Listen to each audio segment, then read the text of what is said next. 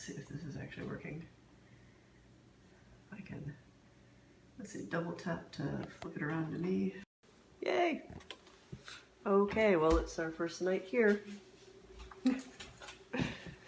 Still getting everything all situated. This is the kitchen.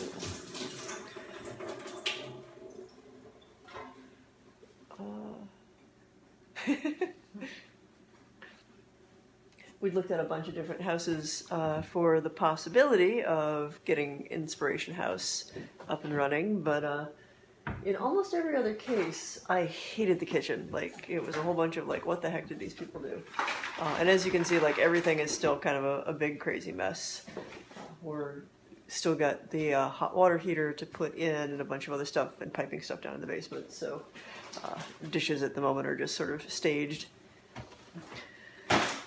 To be continued.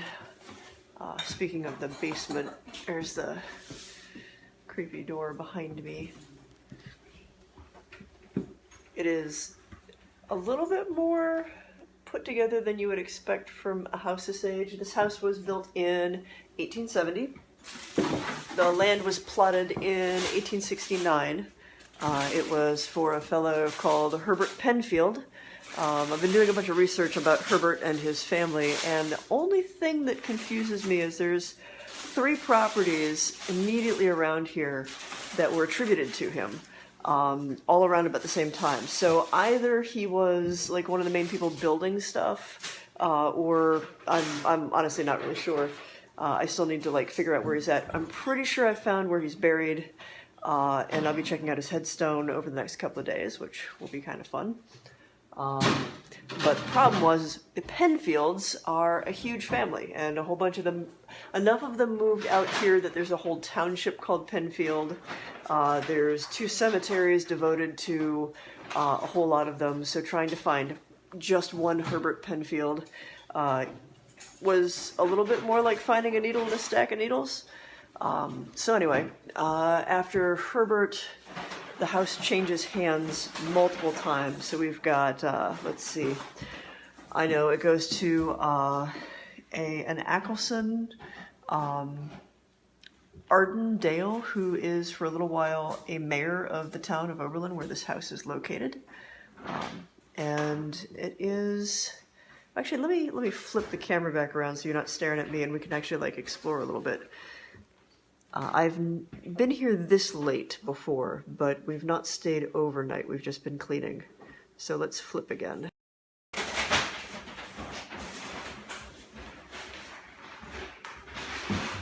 We are passing through the dining room, which I haven't bothered to put lights on just yet.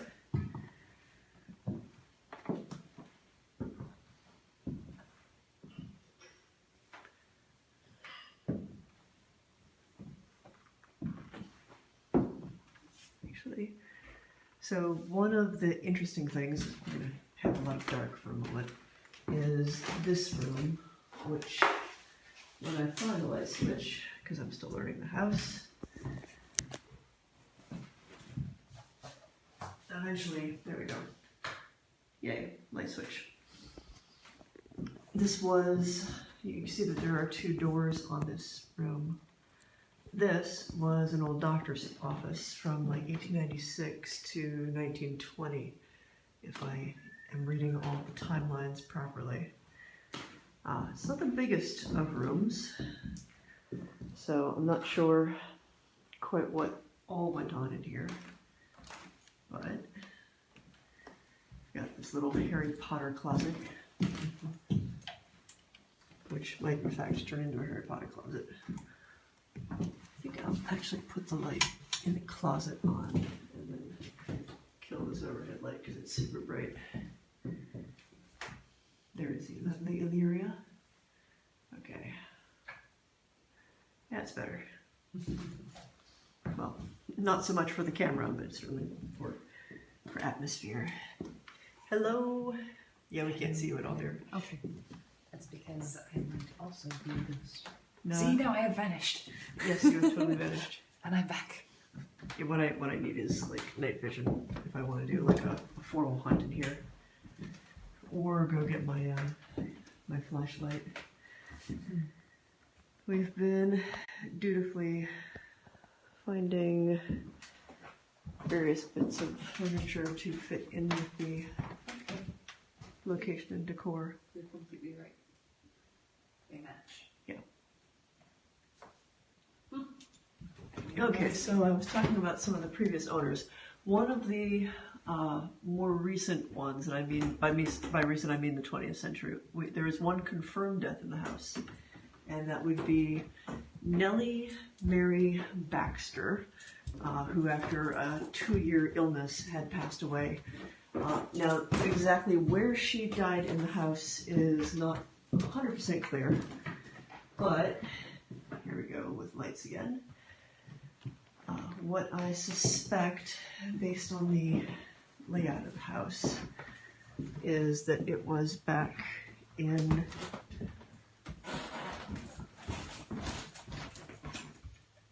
the addition. So there's an office, an upstairs office. And then there is this addition back here, and I think that this would have been where Mary was put. So what I remember reading with Nellie Mary Baxter was there was another Baxter who, a woman and a retired school teacher, who was given access to the house and allowed to live in it as long as she also let Nellie, who was at that point an elderly widow, spend her last days in the house. But this addition, which is over the kitchen, I think it kind of lends itself naturally to being like a separate apartment. I suspect that this is where Nellie spent her last days.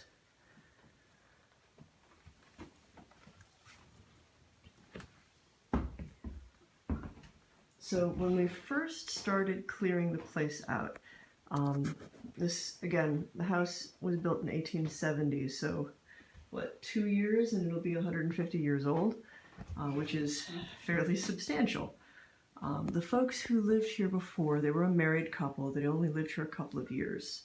And one of the things that was really, well, a little weird with taking over the place from them was it looked like they left in a hurry. And they had been out of it for about, what was it? Were they gone for about a year? They moved and went their separate ways? I think it was last August. Last August? Okay. One of the things when we were first checking the place out that really stood out was there were still clothes in the laundry hamper. Like, they'd left a lot of their stuff. Tons of their stuff, in fact. And they really didn't have any interest in coming back to the house. Now, some of that was probably, it seems like they had had, like, the worst relationship meltdown ever. But they really, really didn't want to stay or even come back and clean it, which is what worked out to our benefit, because one of our offers for purchasing it was, hey, you want to leave your stuff, we'll clean it all up. And a lot of it, as it turns out. And they left a lot. Some of it was kind of heartbreaking, stuff that they left behind, like, you know, tons of photos from their wedding, a lot of mementos. This bed, which we're not particularly complaining about inheriting a king-size bed for free, but, you know, they left a lot of personal information as well, and, you know, because they are still people and alive and running around, we will respect all of that, but what I will say is the paperwork that they left behind tells a story of a very, very hard couple of years. So the most significant haunting stuff that we noticed, first off, was just the miasma of emotional ick, which, you know, there's a certain amount of plausible deniability with that, but how about you tell everybody what we started to feel just in, like, cleaning the place out? It was weird. I was thinking about this earlier when I was at work, and there's a point where it's easier to accept that it's something outside of you that's going on and not just you, because you know how you are. And I feel like that's what we both hit after a couple of weeks of, like, coming here and cleaning stuff out. Like, you know, everybody has some level of anxiety and like worry about things, but both of us were just feeling completely useless. Like we would plan to come out here and get here, and like one of us would have no plan and the other would think they had a plan, and like we wouldn't communicate well, which is really unusual. And I know, I just, like, I felt bad all the time. Like nothing was satisfying in the way that I'm used to things being satisfying. And that all changed when we saged the place, so I'm really glad we did, and kind of upset that we waited so long to do it. I wanted to wait just to sort of see how the place felt. If you remember when we were talking with the realtors, they even had said, like, the place just had, the energy was really, really bad, and they went about as far as saying, like, you should probably sage the place, you know, once you move in, like, clear it out. And it's always striking to me, like, I live in the realm of the weird. And, you know, saging a place or clearing it or whatever you want to do, it doesn't strictly have to be sage, anything you do to clear a place out.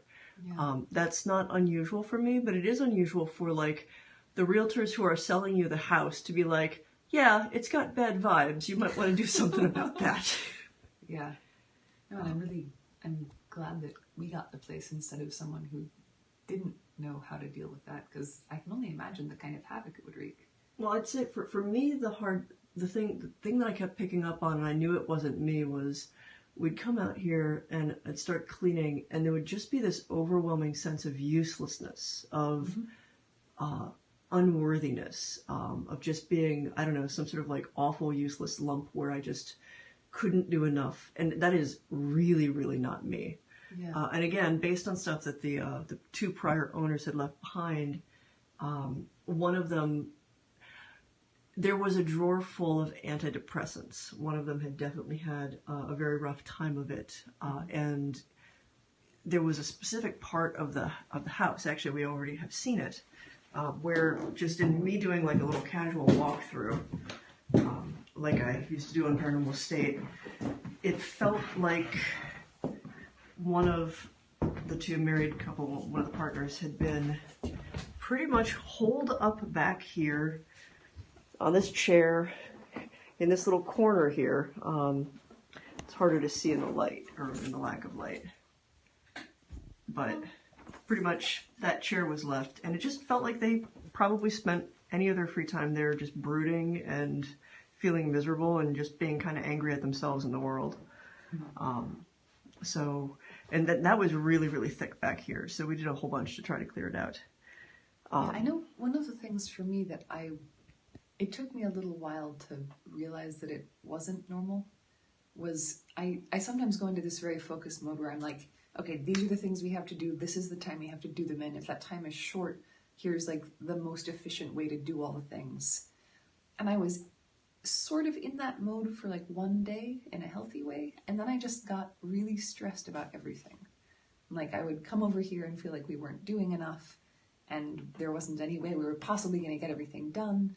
And then I would step back and realize that like I had just spent another day angsting about things instead of like calling the people we needed to call to fix things. Yeah, there was a lot of weird, undifferentiated anxiety, and I don't get that. And I mean, you're a professional organizer, so like you stressing out about organizing stuff was really, really weird.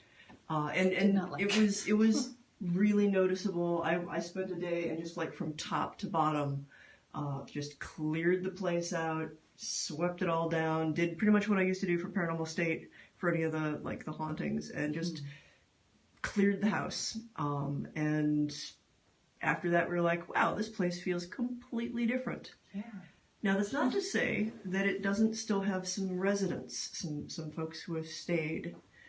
And the difference is that they don't seem as, well, what the two prior owners had left is what I call an emotional residue, an echo of their mental state, of their emotional state, of the stuff that they were going through in this house. But underneath that, I mean, it's an old house and it's had people who lived like their entire lives. Kenneth Dubois being one of those, and Nellie Baxter, and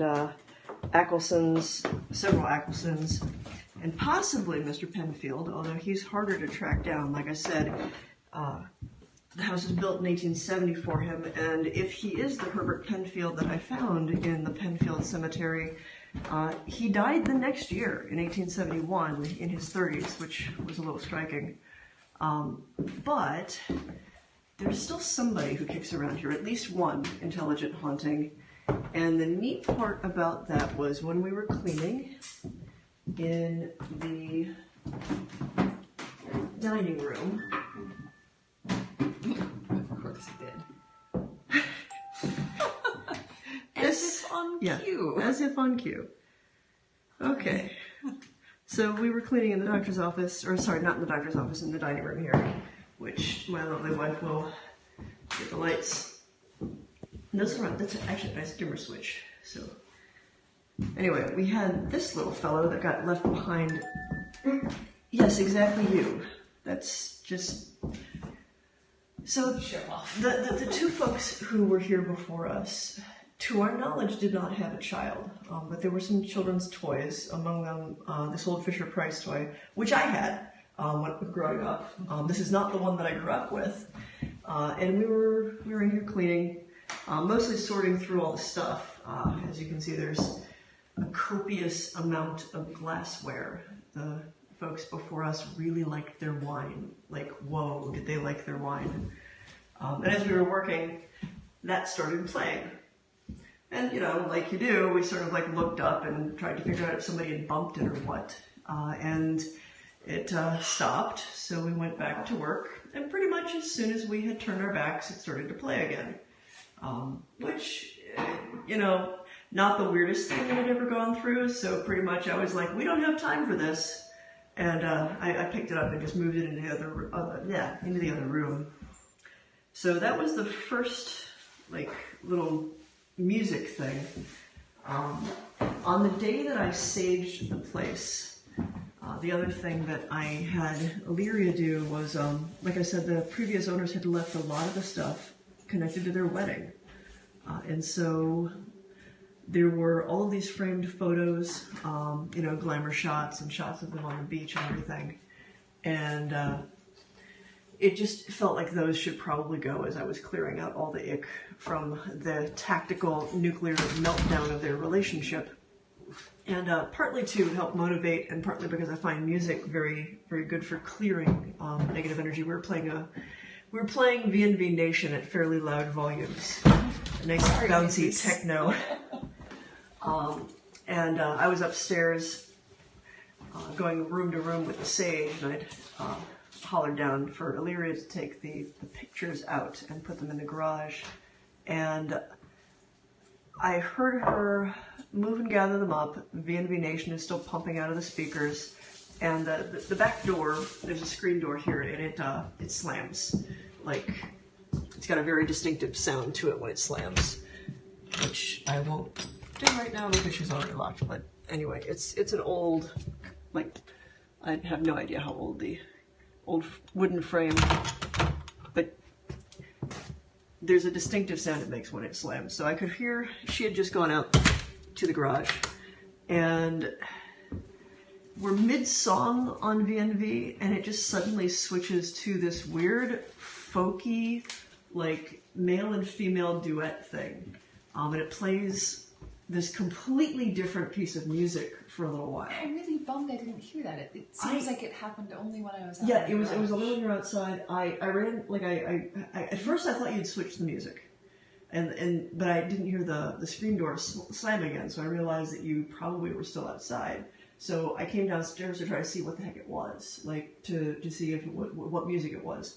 The reason that folky music is kind of important is they left a lot of their CDs, and if I had been fast enough to see what it was actually playing, if I would have been able to catch it on the stereo, I really wonder if it was something that they listened to. Yeah, those are food. Those are jelly babies, dear. I've never had them. They're British gummy bears. Anyway, I make it down about as far down to the bottom of the stairs, and it switches back mid-song, so it picks up where it left off, pretty much on V&V Nation. Still don't know what it was it played, but, you know, anyway. Yes, exactly. Would you care for a jelly baby? My God, these are amazing. I'm in love. Anyway, we're gonna be, oh. You all heard that, right?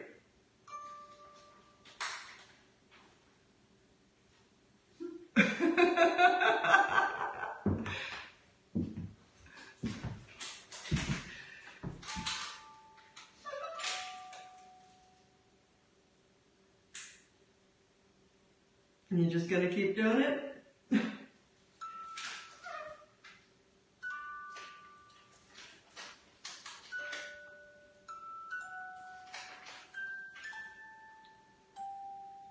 Wow. Yeah.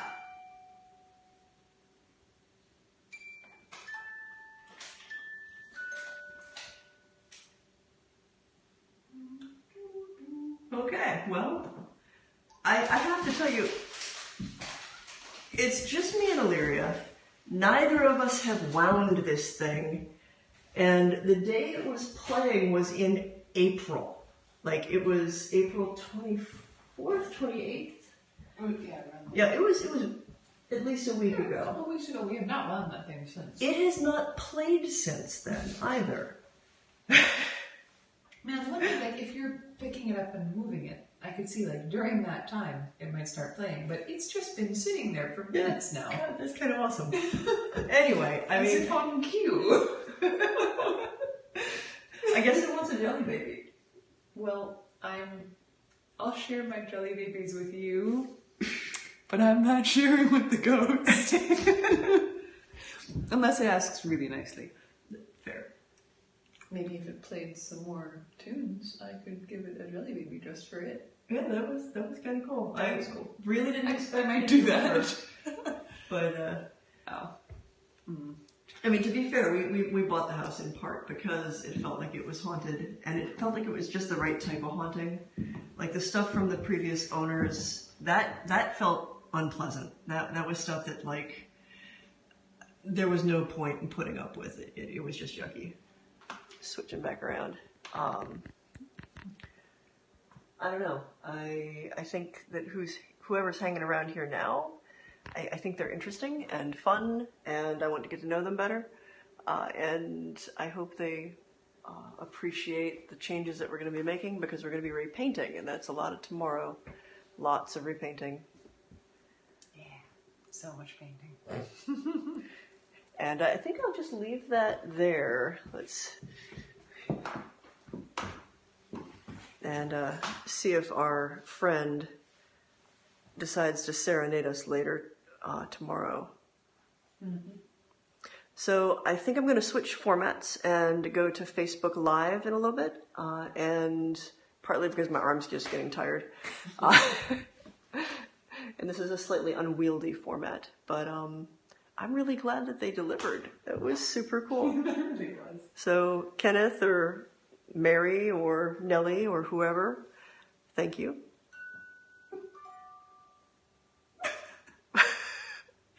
Did that scare us like, welcome to you? Oh my god, I couldn't do this if I planned that shit. Okay, you totally need a jelly bean. Thank you. I'll get you a delicious jelly bean. Holy crap. Well then, so welcome to my haunted house.